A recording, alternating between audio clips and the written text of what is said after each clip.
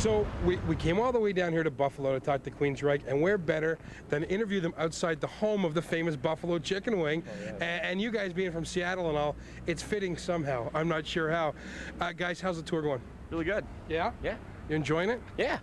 What's the reaction been to, now explain exactly what you guys are doing with this show. I mean, we haven't seen it yet, and we're going to get glimpses of it in the show, but what exactly will we see? Good question. Wow. Question goes to... actually, we're going to see, the show is over 2 hours long. We're playing all of Mindcrime in its entirety. It's a very visual, theatrical show. You know, the audio is spent a lot of time to make it sound good.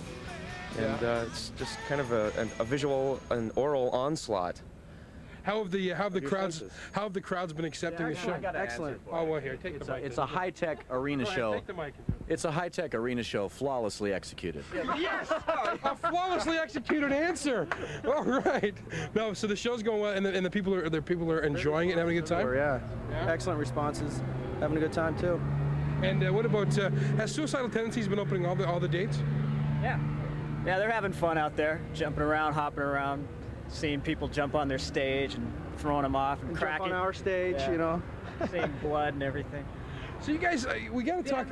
Yes, sir. Go ahead. Take I'd just like to say that we've been standing outside chicken stands all over the country as part of this rock and roll tour. Fake brick. Yes. It's a promo tour. It's something we like to do. This is a bit of a yeah, exactly. And so, how long have you guys actually been out on tour? We've been on tour since October. And how long will this tour last? Till January, Dan. So it'd be October. What's that? Just shy of a year. Just shy of a year, I guess. Yeah, it's about shy of a year. The tour Yeah. for us really started in 1982. We've constantly been on the road. All right, enough of this madness. What we're going to do is we're going to see a video. What say we play one of your videos, and what would you like to see? Empire. Okay, fine. Good choice. Here on Much.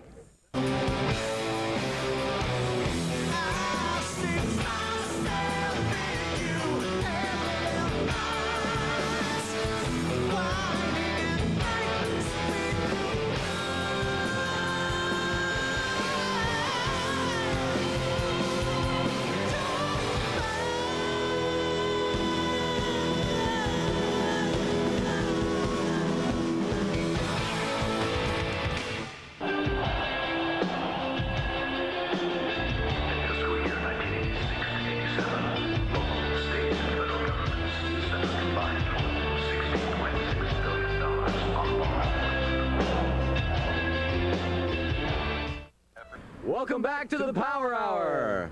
Back to you, Dan. Thank you very much. All right, you guys being from Seattle and bands like Alice in Chains and Mudhoney, Temple the Dog. Your music is so much different than those bands. I mean, how can you explain that?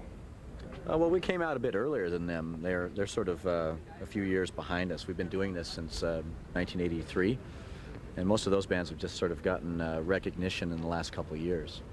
Well, there's also there was a quote in one of the articles that said, "If metal fans were thinkers, then Queensryche would sell multi-platinum." How do you feel about something like that? People talking about that about the band. It's all lies. No, actually, it's true. We have sold multi-platinum. Well, okay, then I think they meant multi-platinum. It was prophetic, that statement, wasn't it? Very prophetic. Tell us about playing Rock in Rio. Was that a lot of hoopla, a lot of fun? Yeah, it was all right. I mean, it was a big crowd, biggest. See, I'll come down to this and I'll get straight answers. Exactly. I'll get great answers. It sucked. Actually, No, it was good. 15,000 kids. It was good. It was amazing. Rio's just not the nicest place in the world. They got a lot of problems down there. Yeah, really, they do. But yeah, but it was fun. Playing with the other bands and stuff.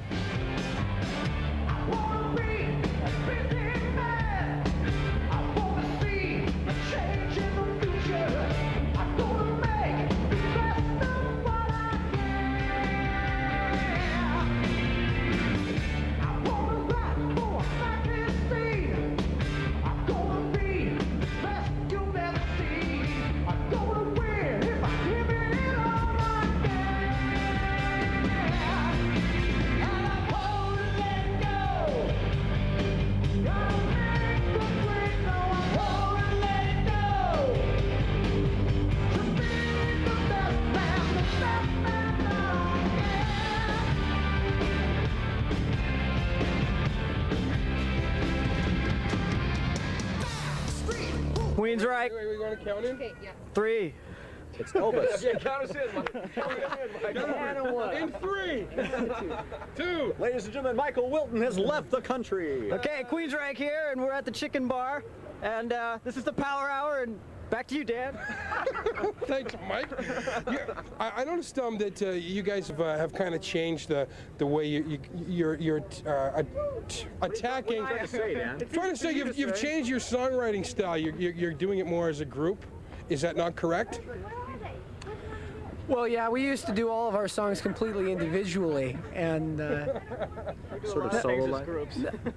no, actually, that's an interesting observation, Dan, and I'll take a moment to ponder a fine answer for it. Well, we have been sort of focusing on the song, I guess, instead of the song, which we used to do. We used to focus more on the song, and so now that we're focusing more on the song, It doesn't leave you any time to focus on your hair.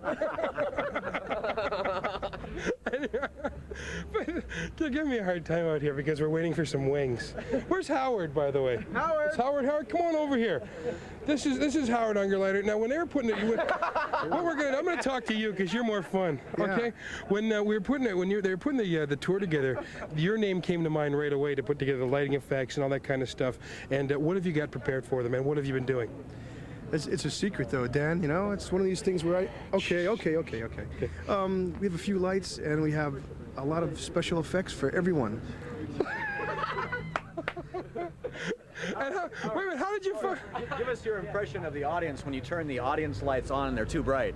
It's one of my favorite effects. What do they do? They go, What's the look on their face? like that. It's sort of like the same look as "Where's my key?" You know, it's first thing in the morning. Where's my keys? Okay, round of applause, folks, for Howard as he leaves the sidewalk.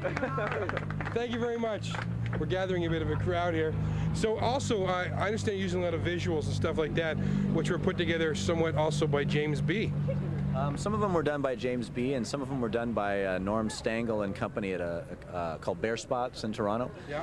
Yeah, we flew up there and worked in conjunction with them and sort of all sat around over mega cups of coffee and figured out all kinds of weird stuff that we could try to attempt to do on film. And luckily, I think we picked the right bunch of people to work with because it came off really nice. It looks very weird. Well, you know, I got a question. When you put a tour together like this, where it, you know, with the concept, it's sort of conceptual and you're working on it like that, does it also give you a chance to stretch out as musicians? Meaning, like, there's got to be times when you want to stretch. Does it allow for that? well, this tour was particularly exciting for us because we got to bring Operation Mindcrime to life. That was the real. Because you never could do that before because you're always an opening act. Now you're headlining. I mean, does it give you a chance? This is true. This is true. We can afford to fulfill our,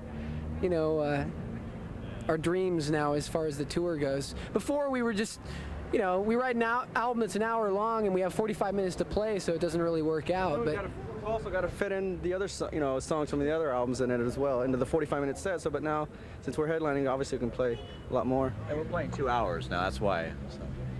All right, so is there any other antics or silliness we should put on this video before we throw to the next one? Or should we just go in and eat some wings? There you go. Yeah. Hey, what? Okay, so, Canadian dates. Are there any yet? Howard, what are we doing for Canadian dates? We're coming to you in the fall sometime. I swear, really. We're coming in the fall. In the meantime, which video would you like to see? As many as you can play. What do you want to throw it to, video-wise? How about the new one? Yeah. We won't have it by the time this airs. Oh. See, because we don't have it now, but by the time you see this, it'll be... Jet City Woman. Here on the Power Hour. You bet. Thanks, guys.